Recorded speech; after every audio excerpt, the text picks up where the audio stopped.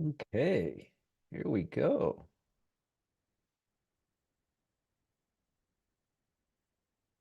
Okay, go.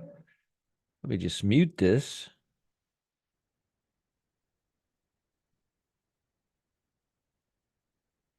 Mute this.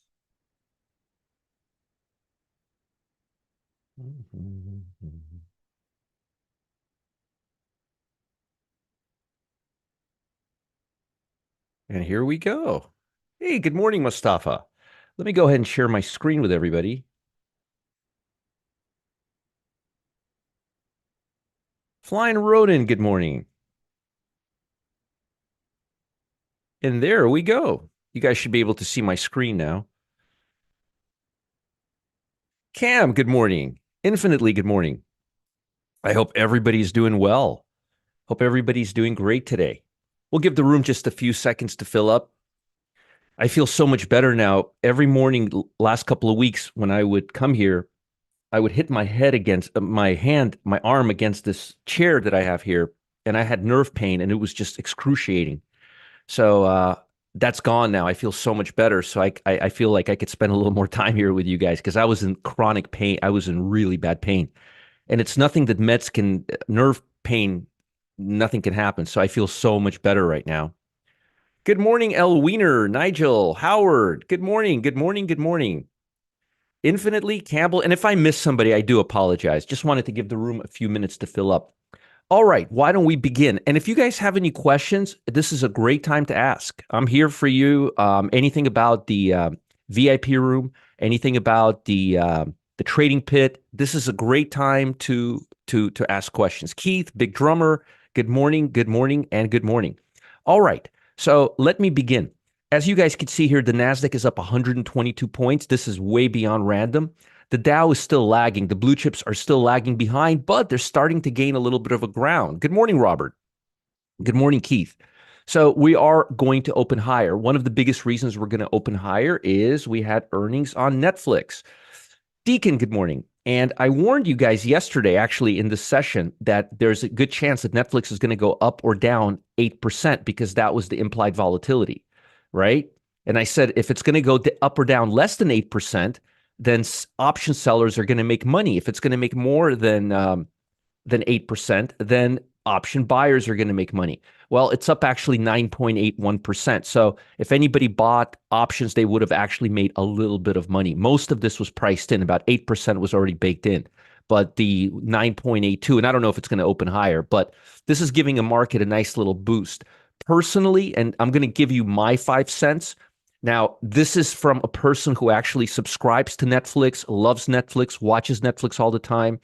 I think the company is unless they do something really drastic in the next 6 months to a year, they're going to be drowning. They're going to be drowning because there's just so much competition coming around. And it feels to me like they're going backwards. I mean, they were the reason. Remember commercials? No Netflix, get Netflix, no commercials. Well, now we're here. So again, just a few of my 5 cents about Netflix. I don't like to get too deep into company fundamentals, as you guys know, unless I truly know about the company, not as an investor, from a personal perspective. Then I do talk about fundamentals. But if I don't know about the company from a personal perspective, and I really like the company from a personal perspective, I'm not going to get into it. Like, for example, you may hear me talk about shoe brands like Hoka or Netflix but because I actually know about those fundamentals. If I don't really know the fundamentals, I'm not going to, because there's a lot of guys that are a lot smarter than me who know the fundamentals a lot better. So Netflix is up. In terms of earnings, yesterday we had a lot of earnings. Now, a lot of these are going to be baked into the market. Overall, the sentiment is good. I'm not going to go over all of these, it's just quite a little bit, but overall, they did pretty well. GE yesterday opened down and then it rallied up pretty well. But for the most part, earnings are coming out better than expected. And as I mentioned yesterday, the estimates are very, very low. The estimates are not really all that high. Now, today we've got Tesla coming out. We got Tesla, we've got IBM, we got AT&T, we got Las Vegas Sands, FCX. These are leaders. These are leaders in all of their space. And tomorrow we've got Visa, financials, and WDC. So this is a week of a lot of leading stocks coming out. Um, need better content. Nigel, what are you talking about? Content. Need better content. I don't know what you're talking about. Can you be a little more specific?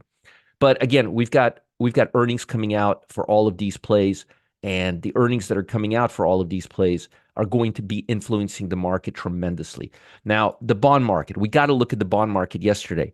You might or may not have noticed it yesterday, but the bond market gapped down, and when the market gapped down, you might have noticed the stock market. And I'll show you what I'm talking about. Actually, I have it right here. Here's the SPY. Nigel, I'm all open to your suggestions for better content. Please let me know. I'm all ears. I want to know what better content I could be giving you. I'd love to know because I want to give you better content. So here's the S&P 500. So notice yesterday, look, before it took off, it was just sitting and sitting and sitting and doing nothing. And then at the end of the day, it took off right here. This is the market all day yesterday. And then it just took off to the upside. Well, seasonality is usually good second day of the week. That's one thing. But one of the biggest reasons why you saw a turnaround like this yesterday intraday is because the bond market gapped down, okay? But then it started moving higher and higher and higher. Oh, yes, they do need better content. Oh, I got you, Nigel. Yes, they need to don't even get me started. Okay, so let me just say this. You know how they've been doing a lot of European movies, okay? They buy those movies for second to nothing. They spend about $60,000 dubbing them, and then they release them. And then for every 30 foreign movies that they release this way, they'll release like one big comedy special. Yeah, I got you now, Nigel. Sorry, I didn't understand what we were talking about. Remember, there's an 8-second delay. Yes. I got it. I was like, tell me, I want to hear about how I could do better content. But I agree with you. I agree with you so much. Big time, big time, big time. They need better content. How about non-foreign content? Look, if we want to see foreign movies, we could find them on Prime. Okay, we don't have to go to Netflix for that. So again, I just feel like they're overdoing it. I think once in a while it's okay, but I think the level they're doing it now, I think it's almost like let's go to Netflix and watch the next streaming service. Yeah, they announced the deal with WWE. I don't know how that's going to go. I don't know. I think that can go either way. Okay, but let's go back to the bond market. Notice the bond market gapped up. The stock market was looking for direction, and then the bond market started rallying. As soon as the bond market really started rallying, and you could see it yesterday, look, towards the end of the day, the stock market started going through. And now the bond market is up today. So if we can get back into this range or potentially break above this area right here, and that would be on the TLT. I'm not using the 30-year or the 10-year. I'm using this. We could see some upside in the market. Because we are still in an inflationary market environment, the U.S. stock market is following the bond market extensively, not day in and day out, but intraday. So it would behoove you not to have the bond market on your chart, at least TLT, and looking at it intraday because it is going to impact stocks tremendously over the next couple of months. As soon as we get into a deflationary environment, it'll flip backwards. But till we flip into a deflationary environment, that's kind of where we're at. Okay. Very, very, very important. And by the way, before I forget, I have a class today that I'm doing at 1 p.m. and I have a VIP room. I haven't done this in a while. It's going to be all about seasonality. It's going to be about stealth surges. For those of you who have not come and seen it, here are the links for you guys. Highly recommend it. And then we're going to do the VIP room at noon, and then we're going to do the class at 1 p.m. And I'll talk a little bit about more when I'm done with my analysis. Let's talk about stocks. Well, first of all, fundamentals. We've got petroleum status report today. I would typically say the market may be a little bit subdued in the next day or two because we've got all of this data coming out, but I don't think that's going to happen with the earnings we're seeing right now. We're going to see a reflection of these stocks, and these are all leaders like Triple M, LMT, Halliburton. So I doubt we're not going to have a lot of volatility, and I'm going to take advantage of this volatility like there's no tomorrow in the trading pit, as you guys know. Now we got Tesla coming out. That's going to impact tech stocks tomorrow. We've got IBM, we've got AT&T.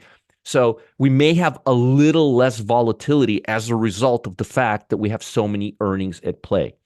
Now, this is the U.S. stock market. This is the S&P. I drew these lines a long time ago. I'm not going to erase them because when we do come down, and we will come down, these will come into play. But till that time, we are at a fresh high. I like how we consolidated yesterday. I really love how we consolidated yesterday. A lot of traders believed after this was going to take us back down, and this was going to take back down. I told you guys yesterday in the VIP room and in my trading pit and in the morning yesterday that typically after a move like this, after a big move like this, markets need to digest and consolidate before moving higher. Everybody's always looking for a top. Don't look for a top. Look for a continuation of the trend. And now we finally have it. If you look at the QQQ, you will see much of the same thing.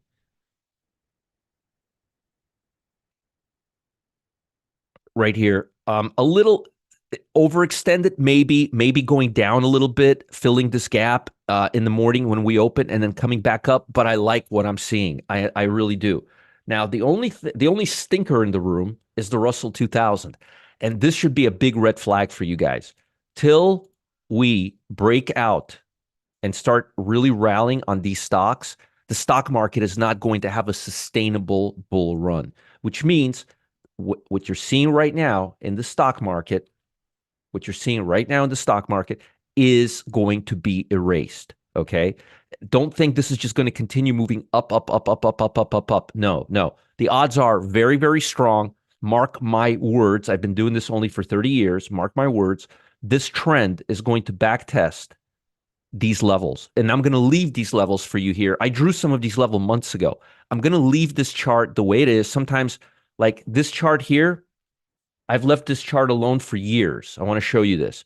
And I said it back then, and I'm saying it right now. And here's what I'm going to tell you. Here's the chart I drew right here. I drew this chart back in 22, a year and a half ago. And I said, till we break out of this channel, the stock market is not going to be in a bull run. These are all the speculative Cathie Wood stocks. This is her fund. Notice we came back into the trend. Till this starts really breaking out, till we start seeing all the degenerate 50 PE, 100 PE stocks, the stocks that she buys, break out, the stock market's not going to be in a extendable bull run, which means most of the upside we're seeing right now is going to be erased, and we're going to go back into a choppy market. I know I hate to spoil the bad news for you, but small caps have to participate. Folks, we have not had one bull market in 50 years where the small caps did not participate and lead ahead of large caps. So unless there's something drastically happening differently right now. Hey, Kimberly from Boston, good morning to you too. Welcome, welcome, welcome. And folks, if you have any questions, this is a great time to ask. I'm here. Work to wonders here. This is good. I like this. So again, don't believe that it's just going to go straight up like this. If the Russell was right here doing the same, I would say, good morning, Dr. Serena. I would say, yeah, there's a good chance we're going to continue this. But because the Russell, the small caps, and ARK, which same thing as small caps, I call them the degenerate stocks, because they take off like crazy and just go momentum. We're not there yet. We're just not there, folks. And I'd love to tell you that we're not. Also, we have an election year. There's a lot of uncertainty right now. I'm not going to get into politics. I hate politics. I despise politics. But here is where we're at. So we are going to gap up this morning. I don't like gap ups for high probability trades. I like gap downs, but it's good for we have Goldman Sachs. It's good for our position. Most of us are long right now. This is good for us. So I'm not going to complain. Good morning, Tom. Welcome, welcome, welcome.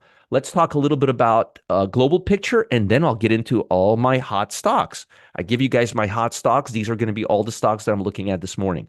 So Netflix boosted investor sentiment with a good report. We've got business activity today. We've got composite at 9:45, which means we're not going to do anything till 10 a.m.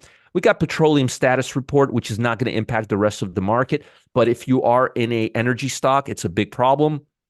Hey, Adam, good morning. Cece, good morning. Yeah, you can. Let me tell you something, Cece. You don't even have to watch it later. You can rewind it right now in real time and watch it. And it's going to be in the live tab of the YouTube channel. So you can watch it anytime you want. I'll talk about Spotify, Pravin, if you give me a few minutes. But it's going natural gas. Don't know. I haven't looked at natural gas mark. I'll take a look at it later. Just give me a minute. Let me go through my shenanigans, and then I'll go through anything you want. I've got plenty of time this morning. Before, I would do this video, process it, and upload it. Now I press a button, I change the title, and it's done. So I got an extra half an hour in the morning. I love it. All I have to do is go from here to the office, and then I'm up live again. So it's really great. All right, so let's continue this. Since F stopped selling EV, what impact can it potentially have on the stock price? It's already priced into the forward, and car stocks are just not doing all that great right now because of all this electric nonsense. But again, we're not going to have big reports today, but no trading action until 10 a.m. So Netflix went up over 10%. The market was expecting 8%. We got 10%. They said this is the best period they've had since COVID. Makes no sense to me since people are back to work, but here we are. Economic data showed that Richmond Fed manufacturing activity unexpectedly fell to a 3.5-year low. Didn't seem to bother the market. Now we have remember yesterday we had a 42.5, I think, percent. Now we're back at 50 because the bond market upticked. Again, I think this is going to go into the 30s before we're done with this. We've got the manufacturing PMI at 945. It's not going to impact us too much because we're not going to be trading before 10 a.m. So we'll have this data. Crude oil inventories comes out today. Matt, my assistant, is going to be watching crude oil. He's a big crude oil guy. Europe is giving us a little tailwind, which is good because we key off of Europe. Upbeat corporate earnings and the PMI, Europe's largest economies, are expanding, which is good. China finally closing higher, also giving us a little bit of a tailwind. What I look for in European markets and Chinese market and Japanese market is not so much what they're doing in detail, but whether they're giving us tailwind or blowing wind in our face. But their rescue package that they're talking about, $278 billion, I mentioned it in the chat yesterday. This could stabilize China for the short term. Either way, it's good for us. Japan, they're still debating higher interest rates. I've been talking about Japan and higher interest rates for almost a year now, but they're closed lower today. Japan doesn't give us much tailwind. China and Europe do. Japan usually follows U.S. Today, keep an eye on semiconductors. We've got Texas Instrument reporting. You've got Texas Instrument being downgraded and Advanced Micro being upgraded. Generally speaking, let's look at SMH right now.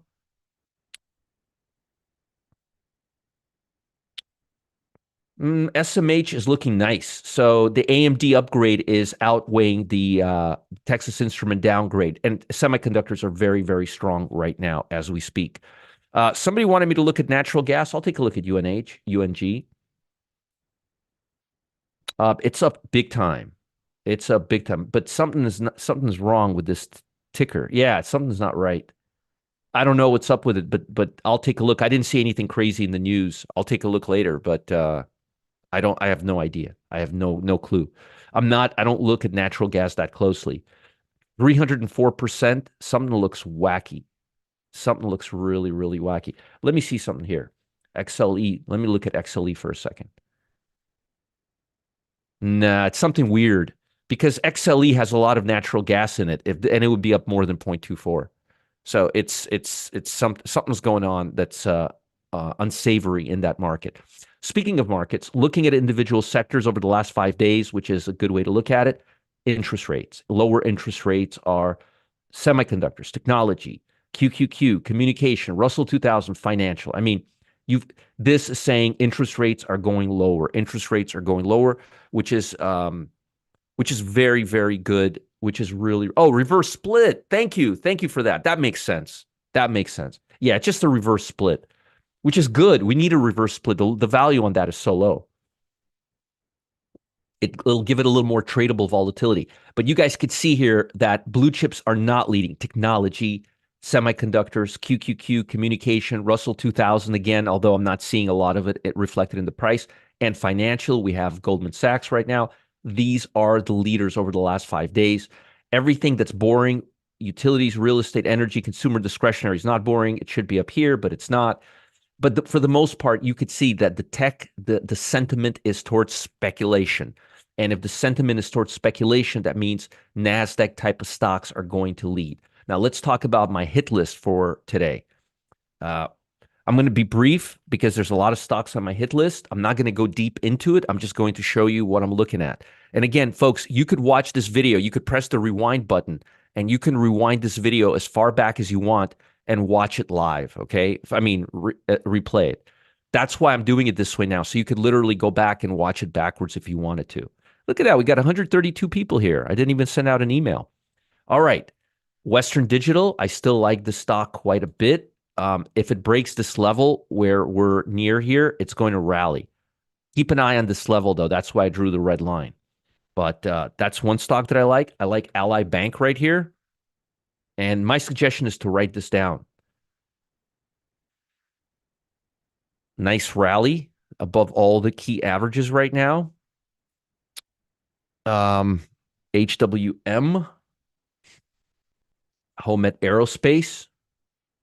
Look at that nice trend. This is a real nice trend. This is the kind of stock I would look at. This nice breakaway gap right here, runaway gap right here, and we still haven't had the other gap here. But you could clearly see that the stock is moving higher, and it's not a tech stock; it's an industrial stock.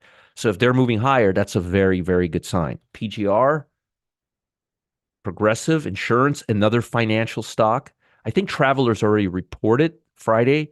Again, breakaway gap right here, nice trend. Moving higher. Campbell says, how do you see the 8-day EMA? I like stocks to be above the 8-day EMA if they're trending. And also the 8-day EMA, if it breaks the 8-day EMA, it's my first indication that I may get stopped out. So I like to have stocks trading above the 8-day EMA. Campbell, but I didn't finish answering your question. The most important thing I look for in the 8-day EMA is that price is not too far away from the 8-day EMA when I'm placing the trade. I want the price to be hugging the 8-day EMA. So it's a really good magnet for price to move. What do you make of the market divergence from dollar and TLT? Well, I talked about that, Mustafa, earlier. I think if the bond market, I think the divergence because of the dollar and the TLT is because we're in an inflationary environment. That's very typical. You can't help but not have those divergences. But I think the TLT, I'm very confident that the TLT is going to go down and the U.S. stock market is going to break down. At least take a little pause. I just don't know when. But I don't think it's just going to continue moving higher from here on. I think that we're going to do a lot of backtracking first half of 2024. My 5 cents, my opinion. Basically, I think we're not out of the woods just yet. So Progressive, I like. Zscaler, I gave you the stock as a bonus, I think, yesterday. I think I did. I'm not sure, but I think I did. And it's moving really well. Anybody take me up on it in the trading pit? Team, another one that I really like. Nice stock above the 8-day EMA. Nice breaking out really, really nicely here. Waste Management. I got out of this stock too early. It was my top alpha stock. I think I got out of it like right here. I should have held on to it a little more, but I think we did pretty good on it. Acom. I've been talking about the stock for a few days now. Nice. Look, now, notice not a lot of choppiness. Look at this. Nice, smooth trend. That's one of the qualities you guys want to find. I think so too, Jim. I agree with you. Good. Adam did. Good. SCI, Service Corporation. Again, nice consolidation. Has a gap here, gap there. Nice consolidation. Looks like it's ready to go for one more jump up. CBOE. And a lot of these stocks that I'm talking about, I might have mentioned before that they keep trending. Beautiful stock. I mean, beautiful. Look at this. Cam, doesn't this look beautiful right now? And look, keyed off the 8-day EMA. I also like to look at stocks that touch the 8-day EMA and key off of them really hard, like this one. Touched it and keyed off of it. So it's just a short-term trend indicator. Here's another one. Beautiful trend. And again, not that far off the 8-day EMA. And last one, this used to be one of my favorite stocks to trade. It's now coming back into vogue. It's a smooth, again, nice, smooth trends. Not a lot of choppiness. Nice stock. Really, really nice stock. Now, to the downside, I gave you guys this stock yesterday too, and somebody made money on it yesterday in the VIP room. This is a stock to the short side, and WRD. Another stock to the short side. I think if the market hiccups over the next couple of weeks, we're going to see a lot more. We're going to see a lot more monkey business with stocks. But till then, I am doing something really cool today. Let me just post this right here. Today, I've got some hot off the press presence data hinting at a potential surge in a stock called Moderna. Here's the link for you guys. I'm talking about a nice 15% jump or more in the next month. Now, is this spike riding a wave of renewed interest in vaccine stocks, COVID, because of coming back? Something bigger brewing? That's something we're going to talk about. You absolutely need to get your hands on these critical documents that I've uncovered. These stocks, this document can unlock what I've seen as a potential for the most explosive stock opportunity this year. And here's the thing, it's like 99% of Americans are completely out of the loop on this. So I'm going to talk about it today. I could tell you this. It seems like these documents are not going to be around very long. I'm pulling everything off the grid at 1 p.m. Eastern time today. Don't miss your chance. Click the link in this box right here in the chat box and get in on this now. Otherwise, I will see you guys in my VIP room today at noon, and we'll go through more actionable goodies, what's happening. I'll answer some more questions. I'll do some more education sessions. I know you guys like yesterday when I do education. So I'll do some more education sessions for you. And if you have any questions, feel free to post it in the comments or go to the live tab on the YouTube channel and you can watch these videos. Look at that, 138 people here. Wow, live for 26 minutes. I got to get out of here. I'll see you guys later. Have a wonderful day. Hopefully I was helpful to you guys today. And hopefully I was able to answer some questions for you. If there's anything I missed out on, here is my email address.